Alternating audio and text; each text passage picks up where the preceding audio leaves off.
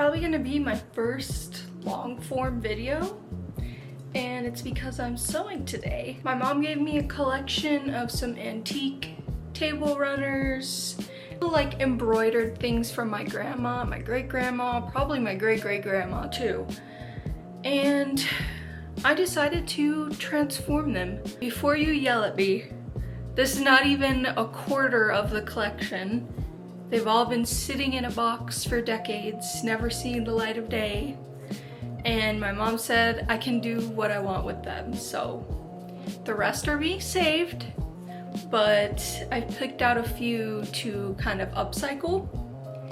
And that's what this video is gonna be. Now, I honestly already got started. If you haven't done it before, like, filming a sewing process is really difficult because most of the time I'm just gonna be standing there like trying to figure out what I'm actually doing, because upcycling, most of the time, like, I don't have a pattern. I mean, I do like using patterns, but sometimes I have an idea in my head. I can't find the exact pattern for what I want to do, so I just kind of wing it as I go. It's very hard to like explain my thought process and what I'm doing, so hopefully this is conveyed in this video. Now, I'll show you the first thing I'm gonna make. I don't want to get too carried away. I have a small pile of things I want to make, but let's just start with one, which is this embroidered, I don't know if it was a tablecloth, a table runner, or what. As you can see, there are 1, 2, 3 finished edges, but the other edge is not finished. And then, you know, the embroidery pattern is like stuck to the corners and the bottom edge. I thought this was really cute. It's also the largest runner that I have. So I'm gonna transform it into a top, hopefully. That's the plan. And I think it will just barely fit.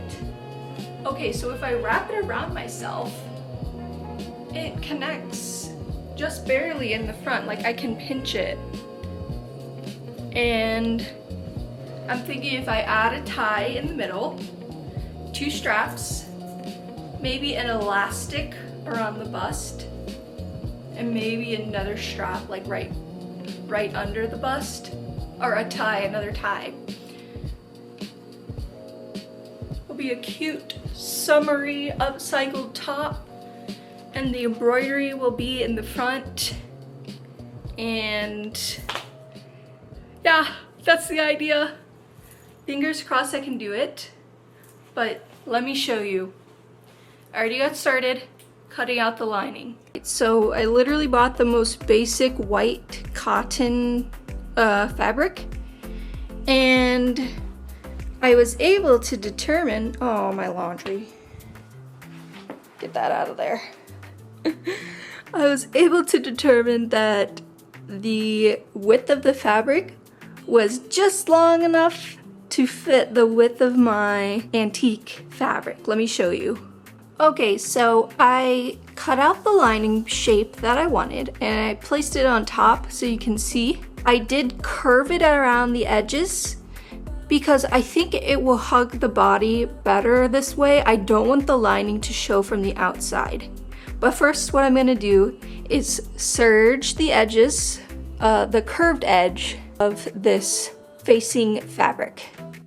A huge shout out to Past Me, because my serger was already threaded with white thread for a 4-thread overlock stitch, and I didn't have to redo it because Lord knows that would take an extra like 10 minutes. I'm not using the cutter here because I don't want the machine to cut any extra fabric off. And also, side note, if you don't have a serger, you can just use a zigzag stitch on your regular sewing machine to have the same effect. And my regular sewing machine was also threaded already too, so thank Past Me again. I returned to my sewing machine to attach the lining to the main fabric by putting them right sides together and sewing a straight stitch along the top edge. I flipped it so now the lining is facing me with the wrong sides of the fabric together. And I went ahead and ironed that seam I just created on the sewing machine. With the extra lining fabric on the ends, I folded them to the inside because I do plan on adding a top stitch to the top edge, but I don't want the lining to stick out past the main fabric. And if you're a professional, you should probably add pins here, but I'm trying to minimize holes in this fabric and I'm also being lazy, so I did not. I used my sewing machine to make a top stitch on the top edge with a straight stitch, and I apologize for the lighting in this portion. It does get better, but understand that I was working late into the night for this one.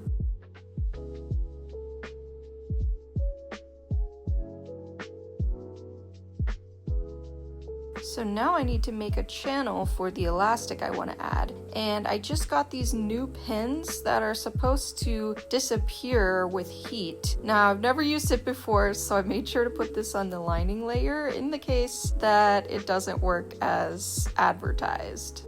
I made a dotted line all the way across the area of the underbust. Here I'm measuring the elastic I want to go around the underbust.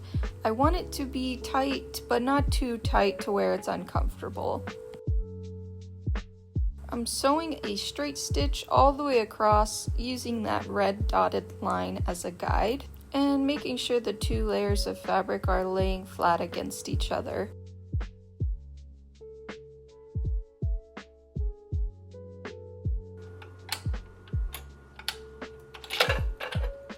Oh my god! I'm a genius. I just felt the disturbance in the force. After threading a new bobbin, I stitched another straight stitch parallel to the one I just made to create a channel for the elastic.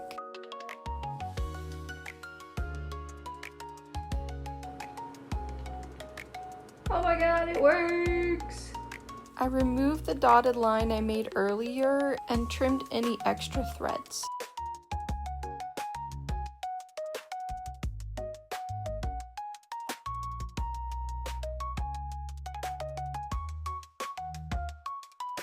Measuring the straps is always the hardest part. So I'm gonna safety pin this on myself in the middle. Okay. And then get my tape measure. See if I can pull this off. And I know my tape measure has a little bit of excess length, but you know, let's just go with it because you can always make a strap shorter, but you can't make it longer. Let's see. It's gonna be about 17 inches. About 17 inches. And I think while I have this on, I'm gonna go ahead and mark where I want the straps to go as well. I'm only gonna do it on one side. And I'm trying to do it on the lining. But once I do it on one side, I can measure on the other side and make it the same. Just gonna feel where this strap should go. Pinch it.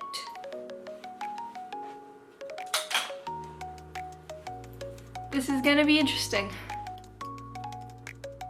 Undo this. Okay. Try not to drop your safety pin. Still got it. Pinched. And I'll mark right where my finger was. One red dot. Where's one red dot here. One red dot here. And then I'll just measure and do the other side the same. New tool alert. I got these bias binding makers.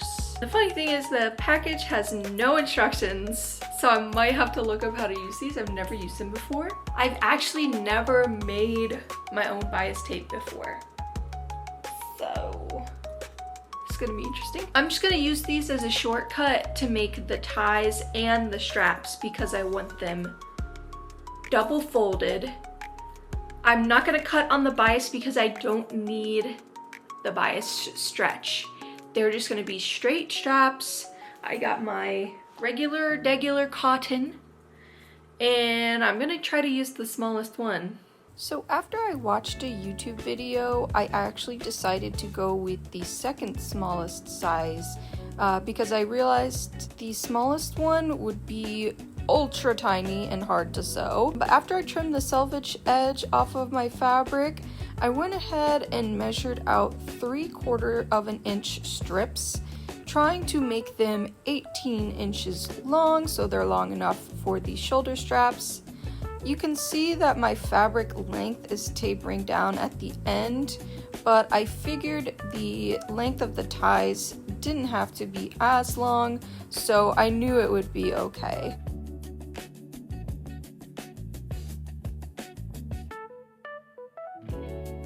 Now I can actually use my new tool, which was way easier than I thought. But let me give you a few tips I learned while doing this. You can see that I started by ironing with the point of my iron, but it actually started to push the folded edges outward. I would recommend using the straight edge of your iron for this. And also the metal part of the bias tape maker does heat up when you touch it with the iron, so use the pull handle if you're going to touch it, or just keep in mind that it's going to be hot. After using the bias tape maker, I went ahead and folded the strip in half once again and ironed it down as well. Once I iron down all the straps, I can sew down each one with a straight stitch. I tried to get closer to the edge if possible, just in case my ironing wasn't perfect. And I did not backstitch any of these because I knew I would be going over each of them with another perpendicular stitch when I attached them to the top. A little Easter egg for y'all. Comment below what's the weirdest flavor of Oreo you've ever tried.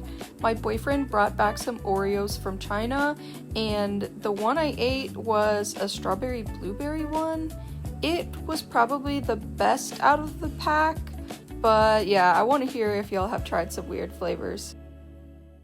So I have this tool for turning loops inside out, and I wanted to see if it would work to pull the elastic through this channel, but as you can see it was not quite long enough, so I went with the classic threading the safety pin through the thin channel method, and it does take a little while, but it almost always works, so just be patient and it'll go through. Once I got the safety pin all the way to the other side, I went ahead and pinned the end of the elastic to the fabric, grabbed another safety pin so I could pin the opposite end, and then I just stretched out my fabric so I could make sure there was an even distribution.